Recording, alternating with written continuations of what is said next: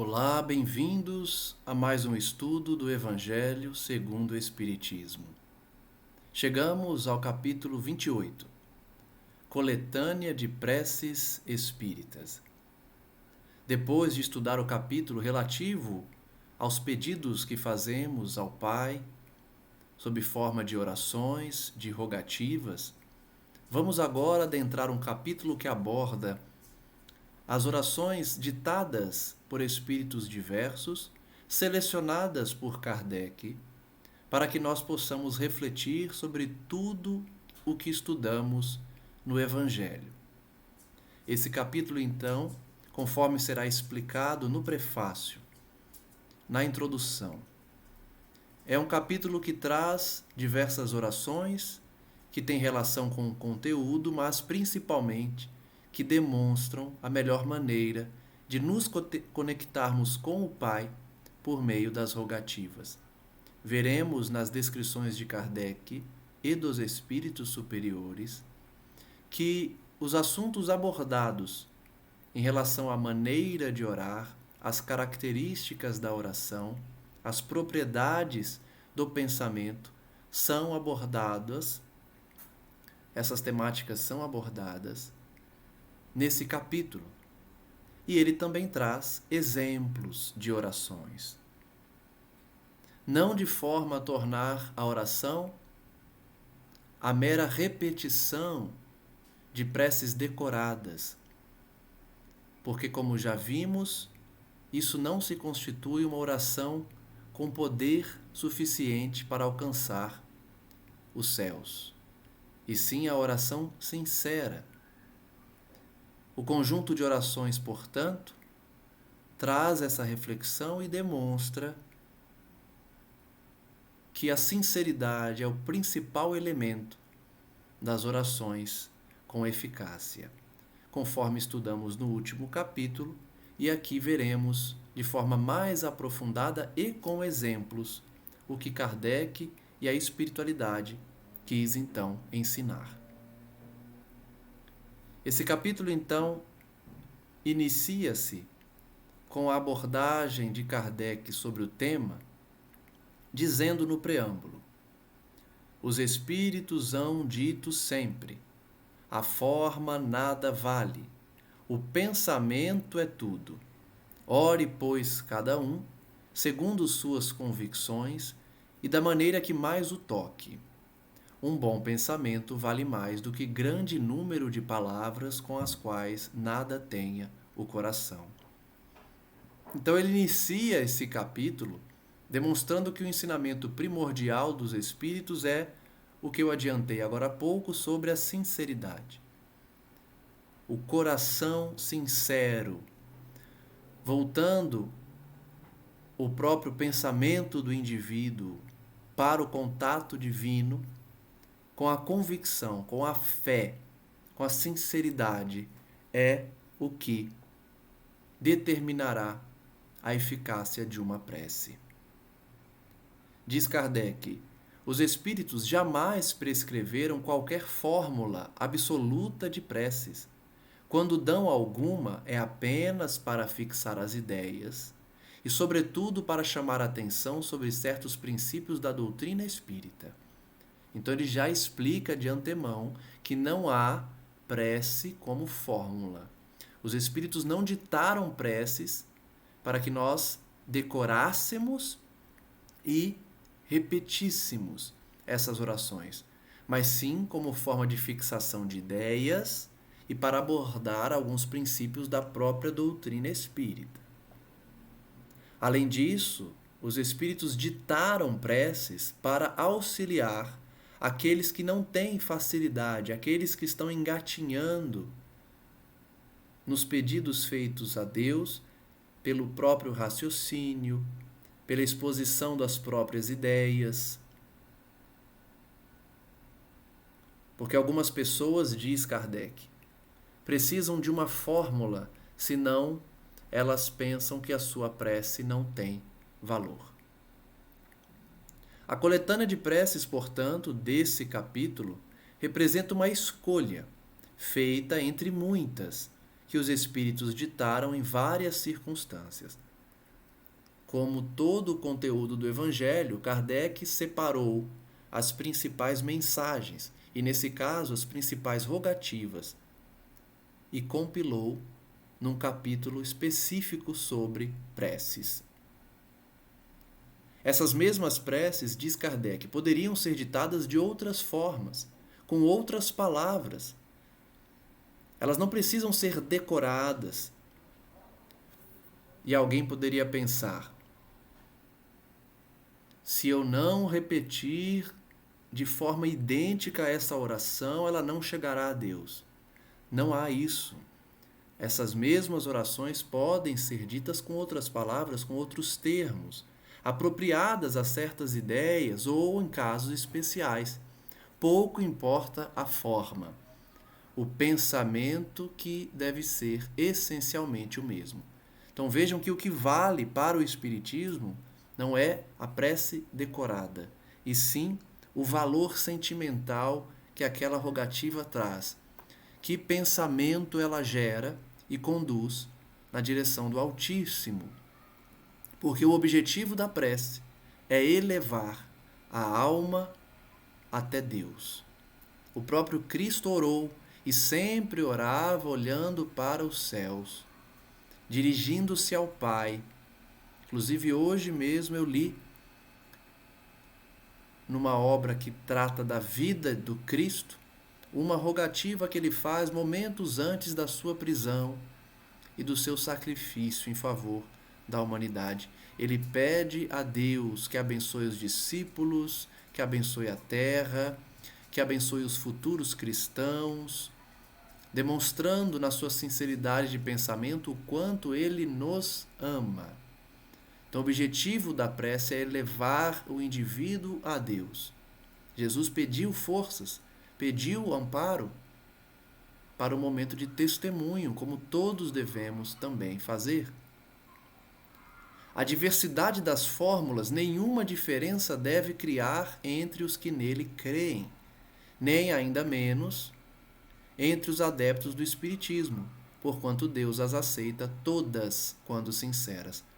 Então vejam que Kardec demonstra que o Espiritismo, como sempre demonstrou, não traz o monopólio da fé.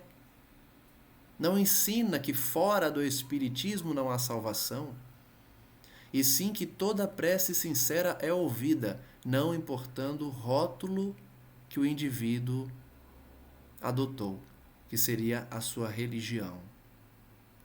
A diversidade das fórmulas em que se repetem orações não definem se essa prece será ouvida ou não por Deus, e sim a sinceridade. Ele então conclui: não há, pois, considerar esta coletânea como um formulário absoluto e único. É importante ele fazer essa exposição porque muitos abraçariam esse capítulo da mesma forma que na religião católica nós vemos a repetição dos Pai Nossos e Ave Marias como prescrições que o padre faz aos adeptos para perdão dos pecados, absolvição, perdão das ofensas, né? Não é, portanto, para utilizar as preces contidas na coletânea desse capítulo como fórmulas a serem decoradas e repetidas, porque além da variedade de preces, elas podem ser ditas e repensadas a todo momento por corações sinceros, valendo a intenção, o sentimento e o pensamento colocados ali. É uma aplicação dos princípios da moral evangélica desenvolvidos neste livro. Então, depois de passarmos por todos os capítulos do Evangelho, comentando os episódios da vida do Cristo, os seus ensinamentos, Kardec finaliza com uma coletânea de preces que abordam em conjunto todos os conteúdos estudados nos capítulos precedentes. Essa coletânea de preces é, portanto, um complemento aos demais capítulos, relativos aos deveres para com Deus, para com o próximo, e um complemento em que se relembram os princípios da doutrina espírita. Ele diz ainda, antes de adentrar no primeiro exemplo de prece que nós vamos estudar: o Espiritismo reconhece como boas as preces de todos os cultos, quando ditas de coração e não de lábios somente. Ele repete, ele volta ao mesmo tema da sinceridade como real valor de uma prece. Nenhuma impõe nem reprova nenhuma. Deus, segundo ele, é sumamente grande para repelir a voz que lhe suplica ou lhe entoa louvores, porque o faz de um modo e não de outro. Ele está mais uma vez utilizando-se do raciocínio, da lógica. Não faz sentido algum pensar que Deus vai escolher que prece ele adota, ele acolhe e que prece ele rejeita. Se a prece chega até ele pela sinceridade, não importa a crença, não importa se é uma fórmula, não importa se é um louvor. Importa o sentimento, importa o coração. Quem quer que lance anátema às preces que não estejam no seu formulário, provará que desconhece a grandeza de Deus. Todo aquele, portanto, que ensinar as preces da minha religião que chegam ao Pai, as das outras não, ele de fato não conhece a grandeza do Criador. Porque não faz sentido algum pensar num Deus que ignora as rogativas dos seus filhos apenas porque adotaram rótulos diversos no mundo. Crer que Deus se atenha a uma fórmula é emprestar-lhe a pequenez e as paixões da humanidade. Então, de forma muito lógica, ele demonstra: se Deus somente ouvisse fórmulas, orações repetidas, orações ditas de determinada maneira, ele seria muito mais parecido com um homem cheio de paixões do que com um ser divino, criador de tudo e de todos. É condição essencial a prece, segundo Paulo, no capítulo 27, item 16, é que seja inteligível. Nós estudamos isso no último estudo. A prece deve ser inteligível, para que fale ao espírito, sincera. Para isso não basta seja dita numa língua que aquele que ora compreenda. Há preces em língua vulgar que não dizem ao pensamento muito mais do que se fossem proferidas em língua estrangeira, e que por isso mesmo não chegam ao coração. Aqui Kardec está fazendo uma clara crítica às preces ditas em latim e, de forma genérica, a qualquer oração feita em língua estrangeira ou com fórmulas desconhecidas por quem profere. É importante conhecer o conteúdo da rogativa. O que você está pedindo? Não basta repetir fórmulas, especialmente em outras línguas. As raras ideias que elas contêm ficam as mais das vezes abafadas pela superabundância das palavras e pelo misticismo da linguagem. Kardec mais uma vez busca derrubar os dogmas impostos para definir o contato com o divino apenas por meio de fórmulas prescritas por outros homens. Essas preces, por terem muitas palavras, por conterem misticismo, acabam interferindo no valor que a oração tem, ainda que parta de um coração sincero, porque esse coração precisa compreender o que diz, saber o que está pedindo e não apenas repetir. A qualidade principal da prece é ser clara, simples, concisa, sem fraseologia inútil, nem luxo de epítetos, que são meros adornos de lentejoulas. Ele está dizendo, então, sobre as preces proferidas de uma maneira exagerada, com vocabulário complexo, em que o indivíduo está mais preocupado em falar bonito do que falar com o coração.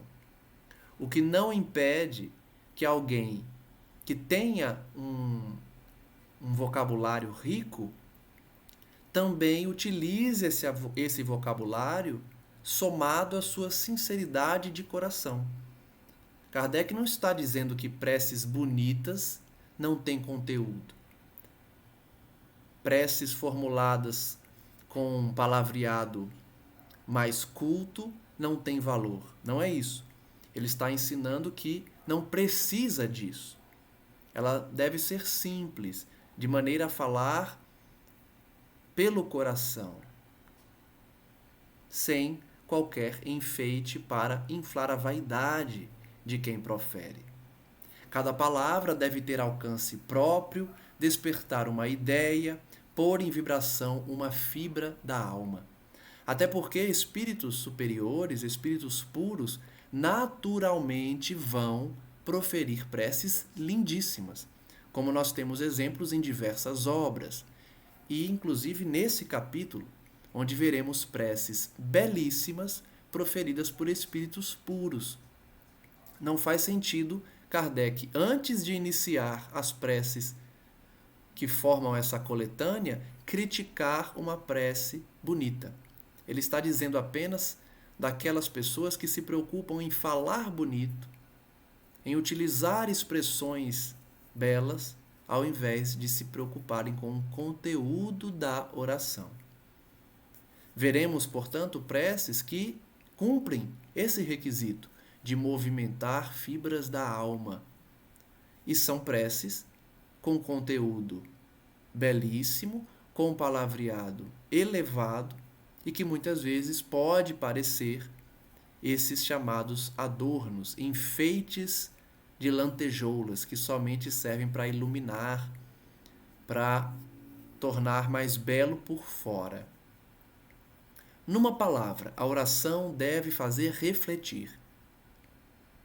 O que é dito deve fazer refletir tanto quem profere quanto quem escuta. Somente sob essa condição pode a prece alcançar o seu objetivo. De outro modo, não passa de ruído. Olha como ele coloca em último grau, no sentido inferior, uma prece que não tem conteúdo de sentimento.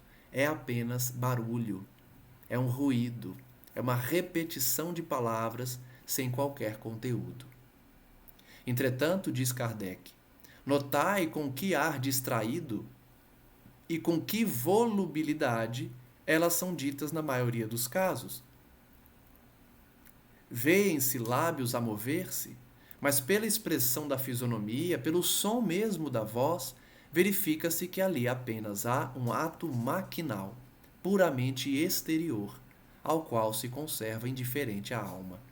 Ele faz então uma crítica a quem apenas repete orações sem sinceridade, apenas movendo os seus lábios e de forma a enfeitar a boca com palavreado bonito e profundo, mas como um ato maquinal, exterior. E aí está o ponto fulcral, o ponto principal para verificarmos a importância da oração. O ato precisa ser interior. Todo ato exterior foi condenado pelo Cristo, especialmente os atos exteriores dos doutores da lei, dos intelectuais, fariseus, do judaísmo que condenaram Jesus. Eles pregavam apenas por meio de atos exteriores, contendo no coração o que o próprio Cristo irá criticar como túmulos, caiados de branco por fora, mas cheios de podridão por dentro. A alma permanece indiferente, sendo um ato exterior. Ele então explica que as preces desse capítulo estão subdivididas em 5 categorias: preces gerais, por aquele que ora, pelos vivos, pelos mortos, e especiais, pelos doentes e obsidiados. Nós aqui faremos uma abordagem introdutória de cada categoria e não vamos ler todas as preces, porque, como o próprio Kardec ensina, a prece ela não deve ser apenas repetida maquinalmente. Que cada um, em sua casa, conforme a necessidade ou intuição, faça a oração que entender que precisa, que preferir no decorrer do estudo ou após o estudo. Importando aqui destacar o conteúdo dessas orações quando for pertinente. Ele diz, com o propósito de chamar de maneira especial a atenção sobre o objeto de cada prece e de tornar mais compreensível o alcance, todas elas serão precedidas de uma instrução preliminar. É essa instrução que nós vamos ler, estudar e comentar o conteúdo de muitas das preces para fortalecer tudo que nós estudamos no Evangelho. Como se fosse então uma exposição de motivos, Kardec explica antes da prece os seus fundamentos, com o título de prefácio. A primeira categoria de preces, então, são as preces gerais. E Kardec coloca a oração dominical, ensinada por Jesus, como primeira prece a ser estudada. Ele diz então que os espíritos recomendaram que essa prece fosse a prece primeira desse capítulo, que inicia a coletânea não somente como prece, mas como símbolo, já que o próprio Cristo nos ensinou. De todas as preces, é a que eles colocam em primeiro lugar, porque procede do próprio Cristo, em Mateus, capítulo 6, versículos 9 a 13, e porque supre todas as preces que serão aqui destacadas, conforme os pensamentos que conjuguem essas orações. Então, nada mais justo do que iniciar a coletânea com a prece ensinada pelo Cristo, a oração dominical, em que a própria espiritualidade determinou a Kardec que colocasse como primeira oração. E o seu conteúdo irá estar presente nas demais orações. Essa oração, essa prece, é o mais perfeito modelo de concisão, verdadeira obra-prima de sublimidade na simplicidade. Vejam que a característica colocada como Kardec como essencial à prece, a simplicidade, já está presente na prece ensinada por Jesus. Jesus, que poderia sim formular uma prece belíssima, como de fato fez, mas certamente muito mais pomposa por conta do seu rico vocabulário e da sua alta estirpe moral, mas ele ensinou uma prece simples. Sob a mais singela forma, resumiu todos os deveres do homem para com Deus, para consigo mesmo e para com o próximo. Vejam o poder de concisão, de resumo, o poder de Jesus de colocar em poucas frases ensinamentos profundos. A oração do Pai Nosso, portanto, traz um resumo dos deveres do homem para com Deus, para consigo mesmo e para com o próximo. Além disso, encerra uma profissão de fé, um ato de adoração e de submissão, que também são características de uma prece que tem eficácia. Humildade para orar, reconhecer a grandeza de Deus, ser grato a Deus. Estudamos aqui que poucos oram para agradecer, a maioria ora para pedir, o que é natural. Não há condenação nisso, porém, a gratidão deve ser essencial à prece, reconhecendo a misericórdia do Criador. e também como forma de adorá-lo. Adorar, submeter-se à vontade do Pai, pedir coisas necessárias à vida e o princípio da caridade. Esse conteúdo da oração traz eficácia, traz elevação à prece, e não aquela prece que apenas solicita favores materiais, satisfação de interesses transitórios, mesquinhos, passageiros. Adorar ao Pai, submeter-se à sua vontade, pedir o que realmente precisamos e como forma de prestar a caridade, orando pelos outros. Quem adiga em intenção de alguém, pede para este o que pediria para si. O próprio princípio da caridade ensinado por Jesus nos traz o fazer ao outrem o que desejamos que nos fizessem, demonstrando que na própria oração nós pedimos bênçãos para os outros porque também gostaríamos de receber tais bênçãos. No entanto, diz Kardec, não somente isso traz grandeza para essa oração, porque, mesmo que seja uma oração breve, o sentido profundo que encerra as poucas palavras que ela expõe escapa à maioria das pessoas. Poucos conseguem enxergar a grandeza da oração dominical. E por isso, repetem o Pai Nosso incessantemente, sem se deter nas aplicações de cada uma das suas partes. Então nós vimos que as partes do Pai Nosso trazem a submissão ao Pai, a adoração a Ele, o pedido de coisas necessárias, a caridade, mas a maioria repete sem perceber essas partes. Dizem como uma fórmula, como se a eficácia do Pai Nosso estivesse subordinada ao número de vezes que ele é repetido. Como números cabalísticos, 3, 7, 9 vezes, ainda derivados de uma crença supersticiosa pelo número e uso de operações da magia,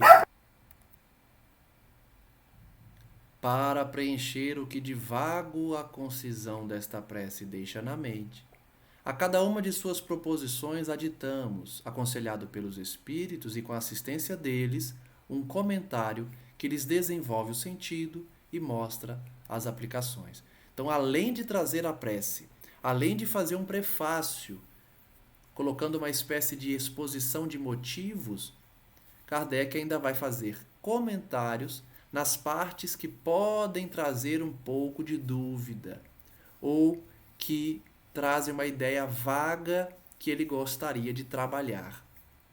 E isso não pelo gosto de Kardec, mas aconselhado pelos espíritos e com a assistência deles. Então, além da prece, nós teremos um plus, um conteúdo a mais de comentários dos próprios espíritos, do próprio Kardec, para deixar a oração com a totalidade das suas explicações e aplicações. Conforme, pois, as circunstâncias e o tempo de que disponha, poderá aquele que ore dizer a oração dominical ou na sua forma simples ou na sua forma desenvolvida. Ele traz, portanto, o Pai Nosso e parágrafos que desenvolvem cada frase do Pai Nosso para demonstrar pela espiritualidade o seu conteúdo completo. Estudaremos então essa oração como primeira prece da coletânea, com os comentários que se fizerem pertinentes. A prece, portanto, é a seguinte: Pai nosso que estás no céu, santificado seja o teu nome. O comentário, então, da espiritualidade sobre essa frase, que se dirige ao Pai, onde ele está, e glorifica o seu nome. É comentado com o seguinte texto: Cremos em ti, Senhor, porque tudo revela o teu poder e a tua bondade. A harmonia do universo dá testemunho de uma sabedoria, de uma prudência e de uma previdência que ultrapassam todas as faculdades humanas. Em todas as obras da criação, desde o raminho de erva minúscula e o pequenino inseto até os astros que se movem no espaço, o nome se acha inscrito de um ser soberanamente grande e sábio. Por toda parte, se nos depara a prova de paternal solicitude. Cego, portanto, é aquele que te não reconhece nas tuas obras, orgulhoso aquele que te não glorifica e ingrato aquele que te não rende graças. Então vejam que apenas a primeira frase é possível extrair todo um conteúdo de adoração e de grandeza do Criador. Jesus, ao ensinar essa oração, ao proferir essa primeira frase, diz isso tudo que nós lemos, porque rende graças ao Pai e reconhece nele a grandeza suprema. Venha o teu reino. O que podemos extrair do venha o teu reino? Senhor, deste aos homens leis plenas de sabedoria e que lhes dariam a felicidade se eles as cumprissem. Com essas leis, fariam reinar entre si a paz e a justiça e mutuamente se auxiliariam, em vez de se maltratarem, como o fazem. O forte sustentaria o fraco, em vez de o esmagar. Evitados seriam os males que se geram dos excessos e dos abusos.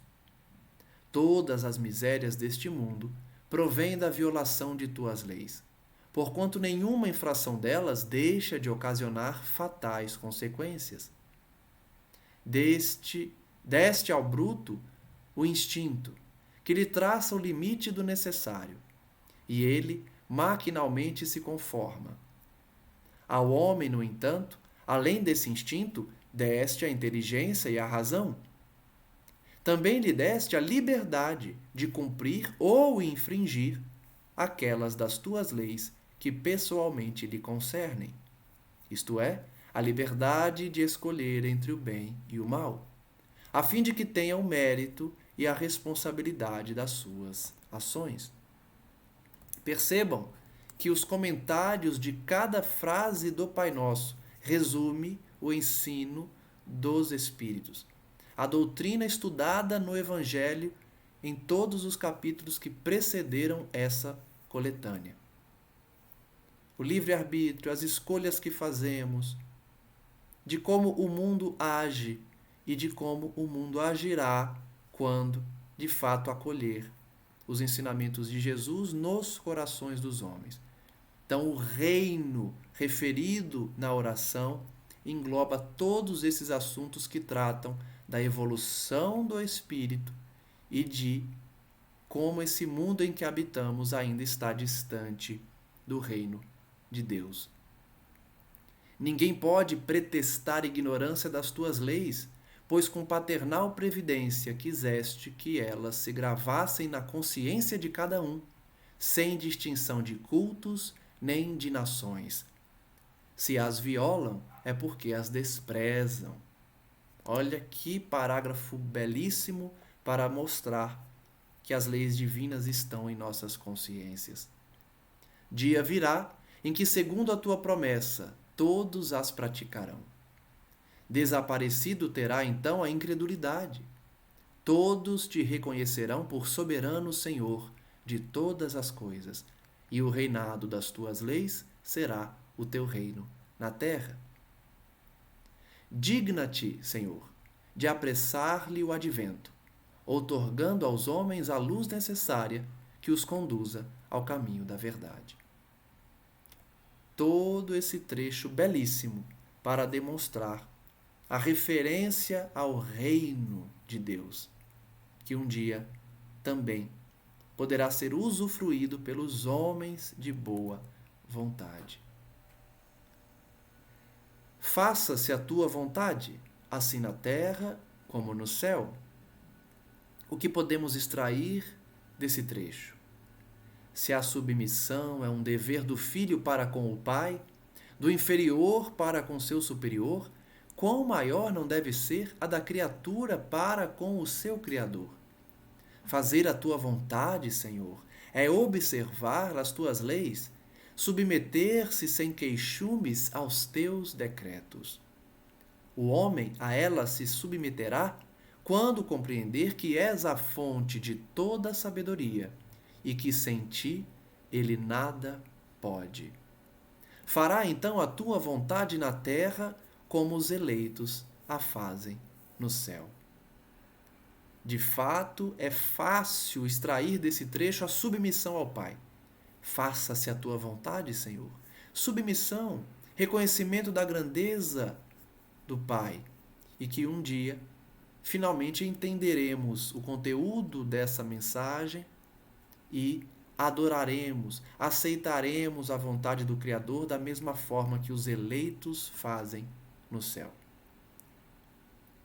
Dá-nos o pão de cada dia. Dá-nos o alimento indispensável, a sustentação das forças do corpo, mas dá-nos também o alimento espiritual para o desenvolvimento do nosso espírito. Pão de cada dia, não só pão material. A oração de Jesus traz o simbolismo. Ele próprio falou por parábolas, e essa oração é um exemplo de simbolismo. O pão de cada dia, não somente o pão material. O bruto encontra a sua pastagem, o homem, porém, deve o sustento à sua própria atividade e aos recursos da sua inteligência, porque o criaste livre. Tu lhe has dito: tirarás da terra o alimento com o suor da tua fronte.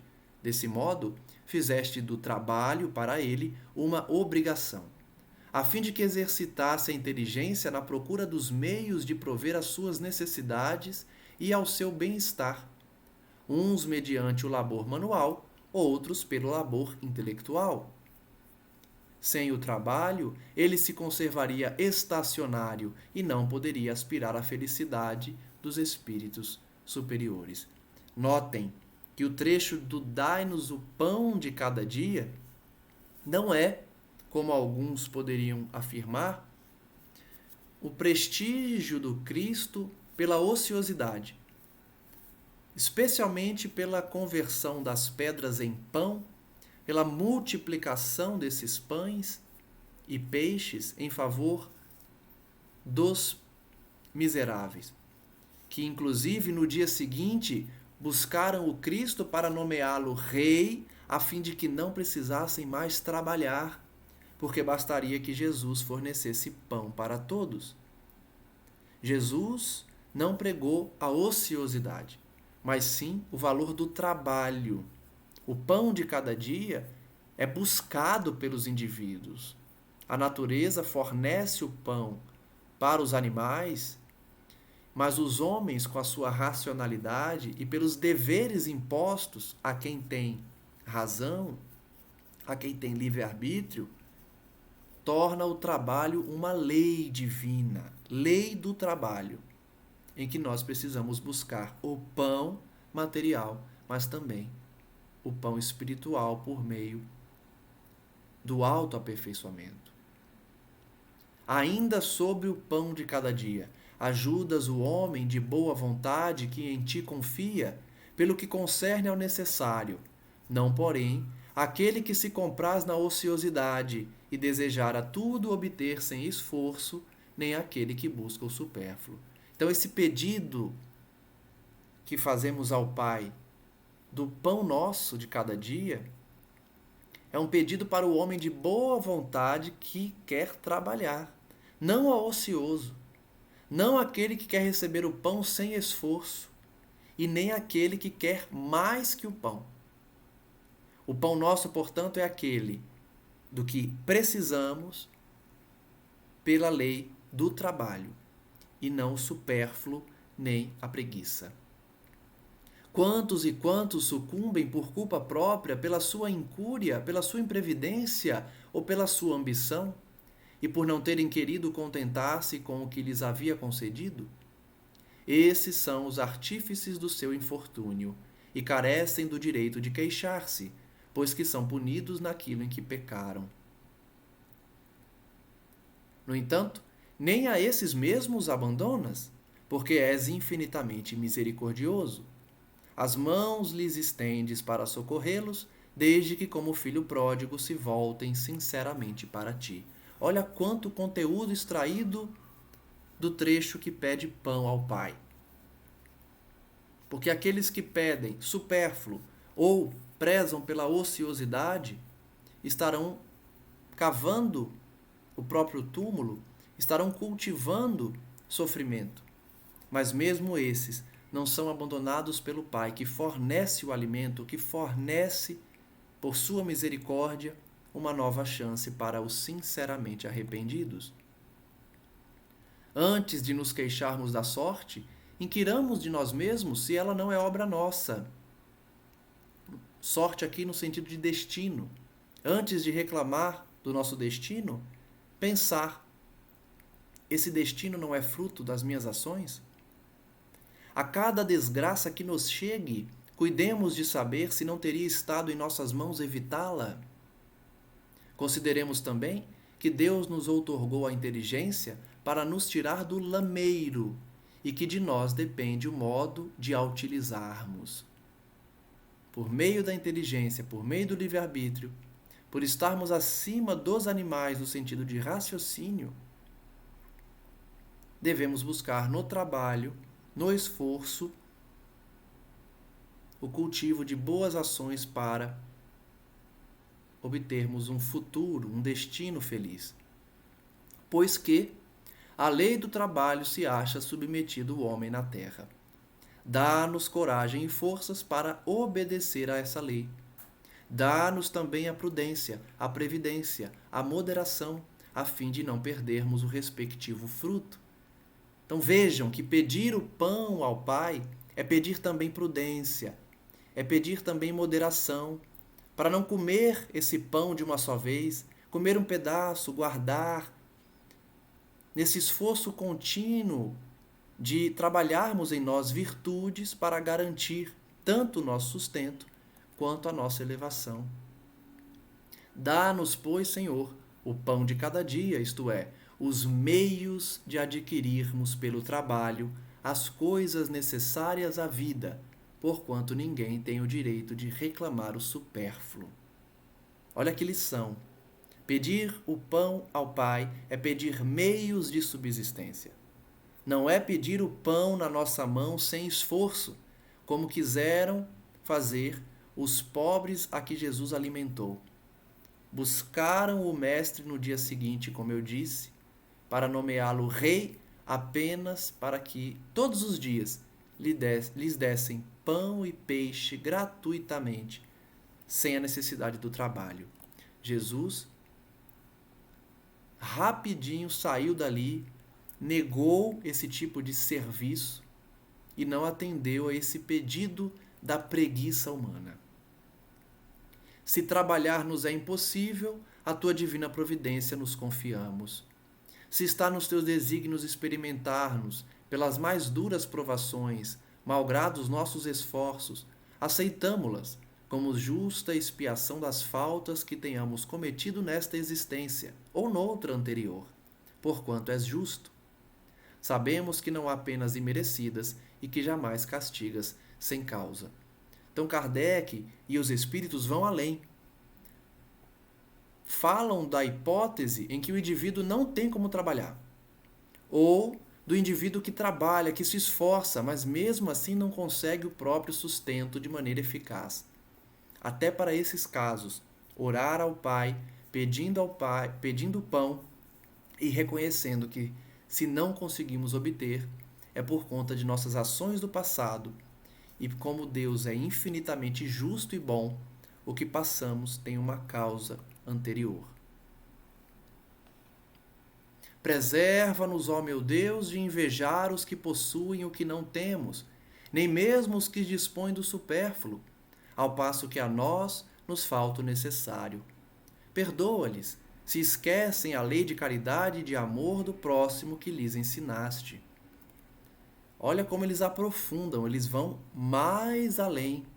Pedir o pão é também pedir por aqueles que ainda sentem inveja e também pedir forças para não ter inveja dos que têm o supérfluo. Porque pedimos somente o necessário, não tenhamos inveja de quem tem além do necessário, mesmo que eles tenham esquecido da caridade.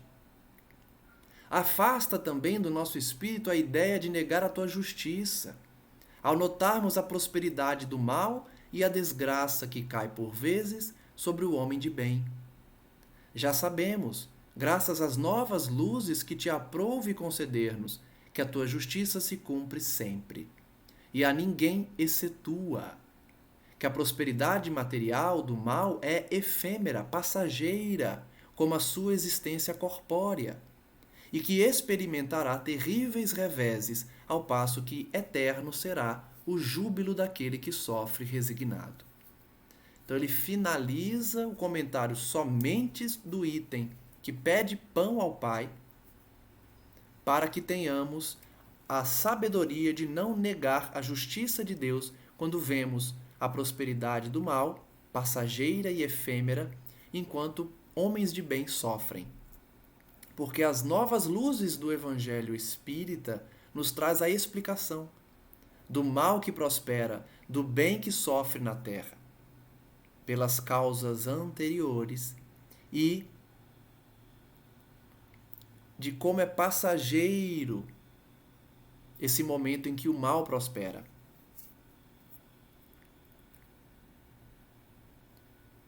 Perdoa as nossas dívidas, como perdoamos aos que nos devem. Perdoa as nossas ofensas, como perdoamos aos que nos ofenderam. Vejamos o que a espiritualidade tem a ensinar sobre o trecho que pede perdão das ofensas e perdão àqueles que nos têm ofendido. Cada uma das nossas infrações às tuas leis, Senhor, é uma ofensa que te fazemos e uma dívida que contraímos e que cedo ou tarde teremos de saldar. Esse trecho, como ele próprio indica, trata da lei de justiça, que é perfeita. A justiça divina é perfeita, ela não erra. Não é como a lei humana, que erra em muitas ocasiões. Cada ofensa à lei divina, cada infração, traz uma dívida contraída por aquele que ofende as leis do Senhor. E uma hora ou outra essa dívida terá que ser paga com muita misericórdia, a seu tempo, dando oportunidades 1000 para afastar essa dívida por outros meios, especialmente pela caridade, mas ela precisa ser paga.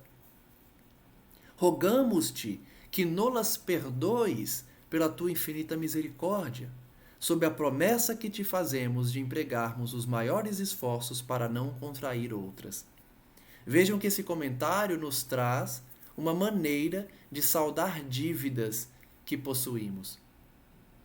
Fazer uma promessa ao Pai.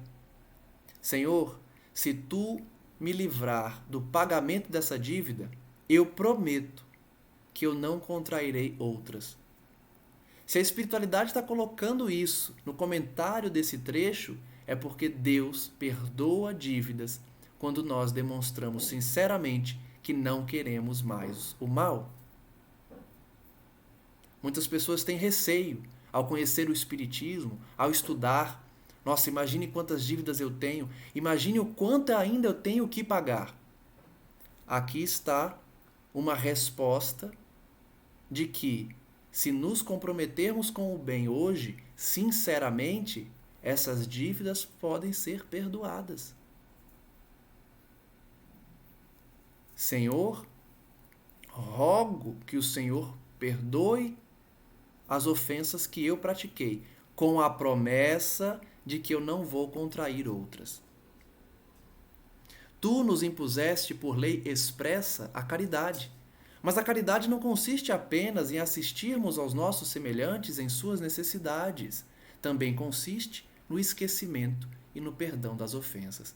Caridade, portanto, não é somente fazer o bem ao outro, mas também perdoar as ofensas, que é uma forma de fazer o bem aos outros.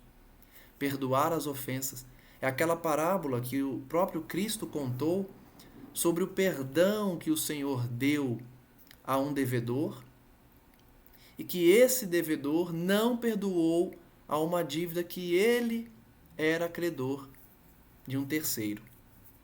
Então, perdoar as ofensas que os outros nos fazem também é uma maneira de que o Senhor nos perdoe as ofensas que nós praticamos. Com que direito reclamaríamos a tua indulgência, se dela não usássemos para com aqueles que nos hão dado motivo de queixa? Então ele está fazendo justamente a pergunta: como posso pedir perdão das minhas dívidas se eu não perdoo as dívidas que as pessoas têm comigo? Que é justamente a parábola do credor, que eu esqueci o adjetivo dele, mas é o credor que não perdoa, né? O credor que é perdoado por seu senhor, por seu rei, mas não perdoa aquele que lhe deve. Credor insubmisso, se eu não me engano. Concede-nos, ó meu Deus, forças para apagar de nossa alma todo o ressentimento, todo o ódio, todo o rancor. Faze que a morte não nos surpreenda, guardando nós no coração desejos de vingança. Se te aprouver tirar-nos hoje mesmo deste mundo, faze que nos possamos apresentar diante de ti, puros de toda animosidade, a exemplo do Cristo, cujos últimos pensamentos foram em prol dos seus algozes. Perdoar as ofensas como o próprio Cristo perdoou na cruz, porque os homens não sabiam o que faziam, até hoje não sabem. Então, logicamente, o perdão das ofensas é para que nós não tenhamos sentimento de vingança no coração e que o Senhor nos dê forças para esquecermos esse mal que sofremos. Constituem parte das nossas provas terrenas as perseguições que os maus nos infligem. Devemos, então, recebê-las sem nos queixarmos, como todas as outras provas, e não maldizer dos que, por suas maldades, nos rasgam o caminho da felicidade eterna. Visto que nos disseste, por intermédio de Jesus, bem-aventurados os que sofrem pela justiça.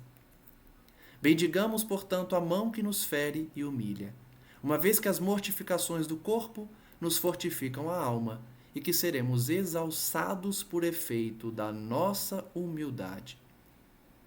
Notem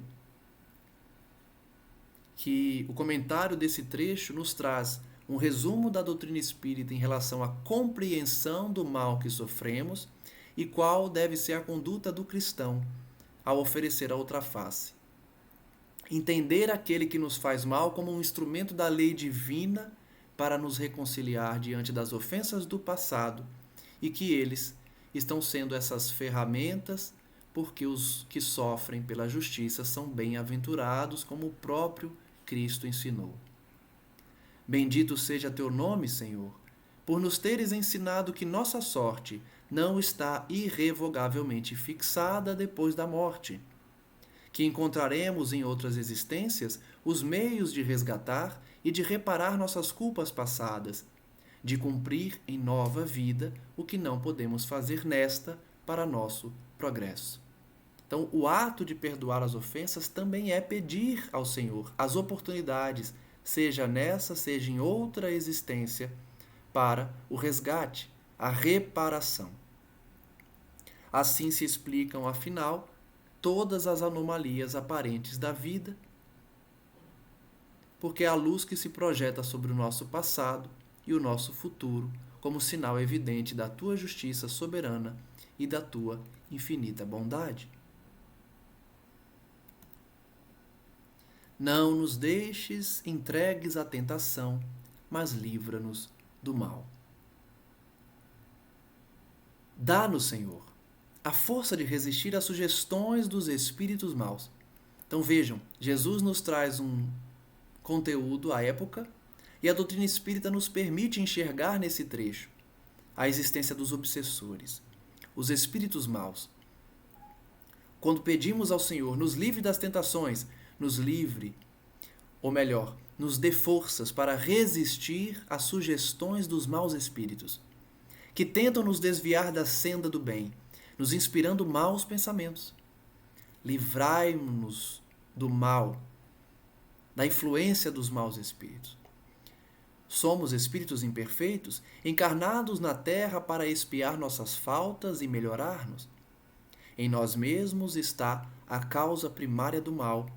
E os maus espíritos mais não fazem do que aproveitar os nossos pendores viciosos em que nos entretêm para nos tentarem. Então esse trecho ajuda ainda a explicar que o mal que os espíritos tentam nos induzir a fazer é fruto do que nós carregamos intimamente. Porque essa conexão com o obsessor, ela só existe porque o mal já está em nós. E nós aceitamos que a nossa imperfeição seja alimentada por esses espíritos. A doutrina espírita nos ajuda a compreender esse livrai-nos do mal por meio da reforma íntima. Porque os espíritos obsessores não encontrarão em nós elementos, esses chamados pendores viciosos, para que essa maldade seja alimentada.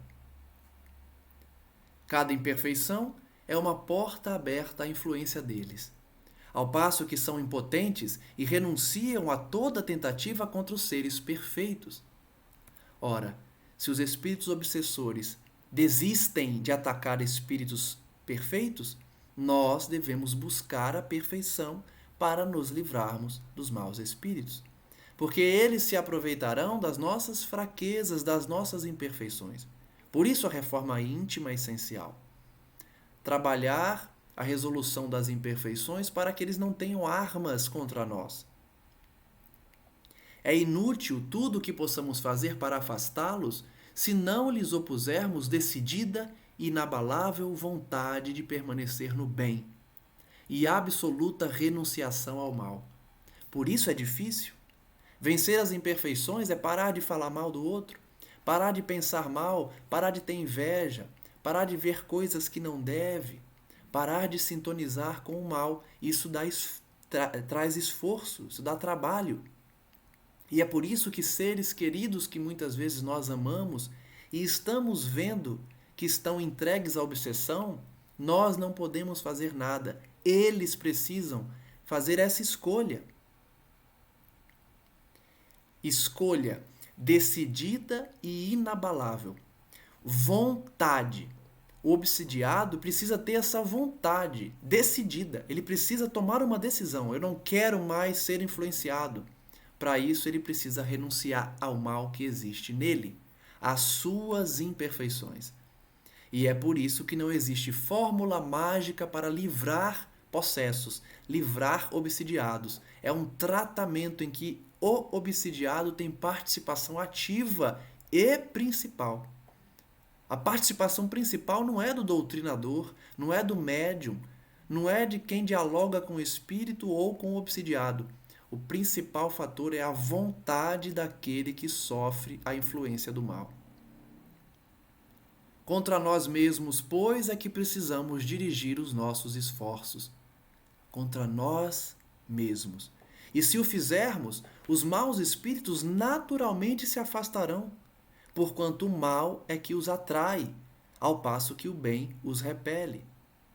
Veremos adiante a prece pelo obsidiado. Veremos esses temas abordados. E é por isso que, geralmente, o obsidiado se coloca como um coitado, como alguém que está sendo perseguido e que não merece, mas que, na verdade, no seu íntimo, ele traz todas as ligações com o obsessor. Ele, muitas vezes, alimenta essa ligação pelos seus pensamentos, pelas suas escolhas, pelas suas atitudes. Senhor, ampara-nos em nossa fraqueza, inspira-nos pelos nossos anjos guardiães e pelos bons espíritos, a vontade de nos corrigirmos de todas as imperfeições, a fim de obstarmos aos espíritos maus o acesso à nossa alma. Esse parágrafo é perfeito para ser dito com sinceridade, porque ele é pequeno e ele resume o que a gente viu agora há pouco. Pedir inspiração ao Pai, aos anjos guardiães, o amparo às nossas fraquezas para que afastemos os maus espíritos, vencendo as nossas imperfeições. O mal não é obra tua, Senhor. Porquanto o manancial de todo bem, nada de mal pode gerar. O mal não é criação de Deus. O mal é a ausência de bem. E Deus, sim, é o manancial de todo o bem. Mas como ele deu livre-arbítrio ilimitado aos indivíduos, muitos escolheram a ausência de bem, criando por consequência o mal. Somos nós mesmos que criamos o mal, infringindo as tuas leis e fazendo mau uso da liberdade que nos outorgaste. Mau uso do livre-arbítrio gera o mal. E Deus é tão bom, tão perfeito, que sabendo disso, Ele mantém a sua decisão de nos conceder livre-arbítrio. Deus poderia dizer, não, eles vão fazer o mal, eu não vou dar livre-arbítrio para eles. Mas na sua perfeição, que a gente ainda desconhece, Ele fez a opção, a escolha, de nos conceder liberdade plena, ainda que a nossa liberdade gerasse o mal. Quando os homens as cumprirmos, o mal desaparecerá da terra, como já desapareceu de mundos mais adiantados que o nosso.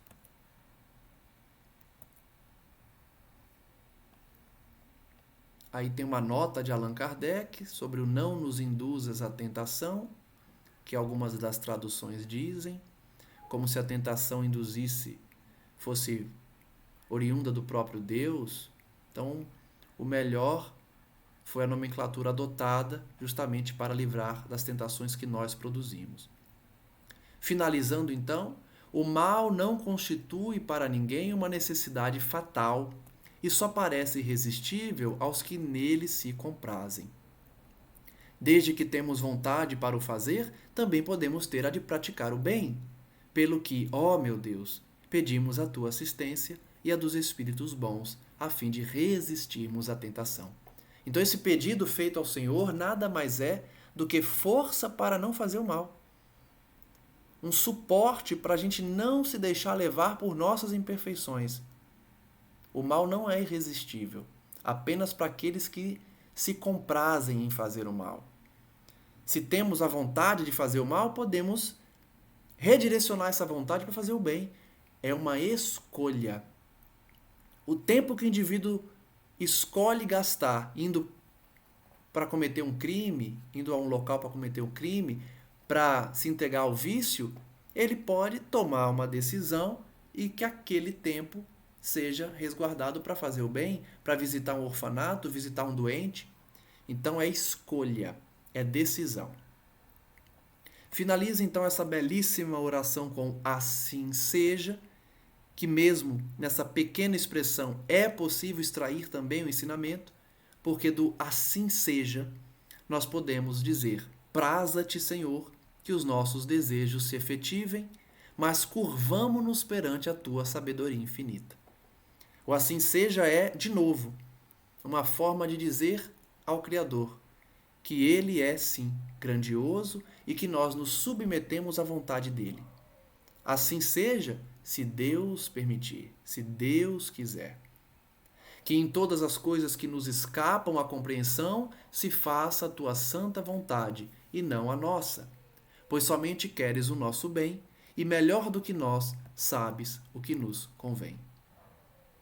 Dirigimos-te esta prece, ó Deus, por nós mesmos e também por todas as almas sofredoras, encarnadas e desencarnadas, pelos nossos amigos e inimigos, por todos os que solicitem a nossa assistência. E, em particular, se alguém tiver uma pessoa específica a pedir, incluir também, nesse momento da oração, o nome dessa pessoa. Para todos suplicamos a tua misericórdia e a tua bênção. Finalizada então essa belíssima prece com seus comentários, Kardec ainda diz que nesse momento da oração, na parte final, ainda pode se incluir os agradecimentos a Deus, os desejos, os pedidos que se desejem realizar em favor de alguém. Então vejam que não há uma regra. Ele dá um contexto da oração, coloca de uma forma belíssima, uma prece já conhecida, mas deixa muito claro, como sempre o fez, que não há uma fórmula, que não há uma necessidade de se repetir o Pai Nosso dessa forma exata, conforme foi estudado aqui, mas que serve de referência e, principalmente, serve para compreender o conteúdo, o núcleo essencial da oração do Pai Nosso ensinado pelo Cristo Jesus. Então finalizamos esse capítulo, a parte introdutória desse capítulo, com a primeira oração, o Pai Nosso ensinado pelo Cristo, sendo que no próximo estudo nós iremos nos debruçar sobre outras orações que compõem essa coletânea e comentar o que for pertinente em relação a cada tema, porque veremos preces feitas a obsessores, a obsidiados, a sofredores diversos, no plano físico, no plano espiritual. Então, com o estudo das orações, nós fazemos tanto uma revisão quanto um aprofundamento do que já estudamos sobre a doutrina espírita. Agradecemos então a todos que acompanham, agradecemos à espiritualidade pela inspiração, pela presença, e finalizamos mais um estudo orando. Ainda que tenhamos orado por todo o estudo, já que aprendemos sobre o conteúdo do Pai Nosso, precisamos agradecer tanto aos bons espíritos, quanto ao próprio Cristo que nos trouxe essa mensagem e, em última instância, ao nosso Criador. Por isso, rogamos a presença desses amigos que nos inspiram e nos abençoam, e que nós possamos a cada dia buscar a oração com essa intenção, com essa sinceridade, com esse aprendizado e especialmente com a concepção de que a oração nos eleva ao Criador e nos possibilita o contato com os amigos espirituais. Pedir o auxílio do Pai, pedir as conquistas da alma, são pedidos nobres, sinceros, e que devem guardar relação com a nossa intenção, com a nossa vontade de nos melhorarmos. Aprendamos com o Cristo os fundamentos da sua doutrina, especialmente agora explicados pelo Espiritismo, ao aprofundar os temas que Jesus trouxe numa época em que não era possível compreendê-los.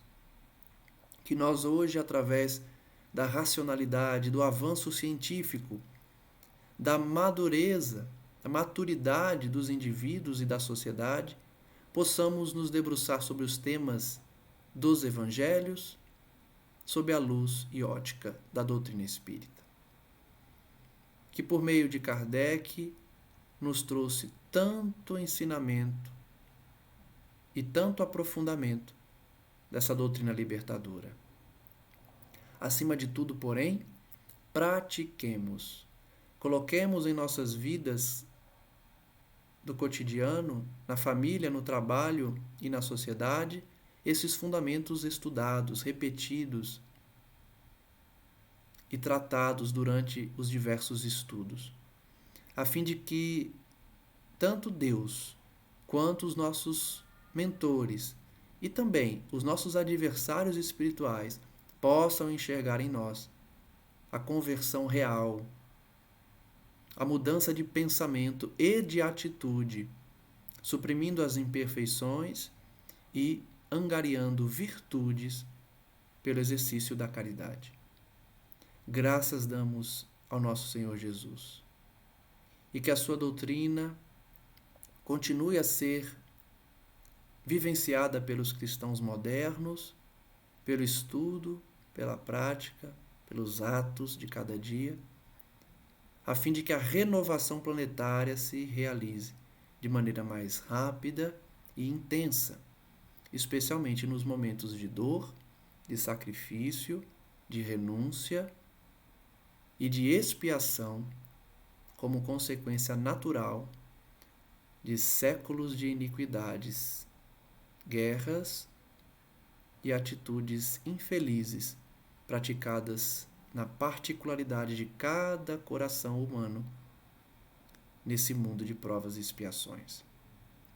Que o Senhor, então, nos direcione as existências, nos dê forças e compreensão para enxergar os momentos a serem vivenciados no mundo como elementos necessários para a purificação do planeta, para a alteração do sistema que hoje resiste, mas que um dia dará lugar a uma sociedade mais justa, solidária, equânime e pacificada pela palavra do nosso Senhor. Graças damos hoje e sempre, e que assim seja. Agradeço a todos e até o próximo estudo.